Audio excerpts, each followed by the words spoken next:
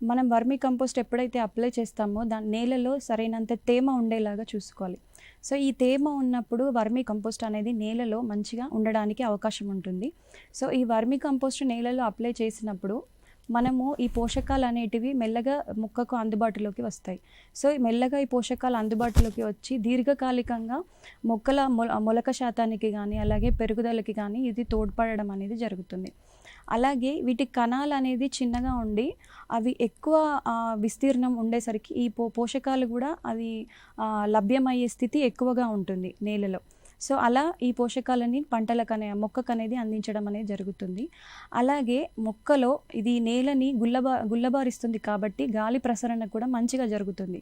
So గాలి ప్రసరణ అలాగే తేమ శాతం కూడా వర్మీ కంపోస్ట్ అప్లై చేసిన నేలల్లో తేమ శాతం కూడా బాగుండి సో ఈ స్ట్రెస్ని కూడా మంచిగా టాలరేట్ చేసుకుంటుంది. అలాగే భూసారాన్ని కూడా బాగా పెంచడానికి అవకాశం ఉంటుంది.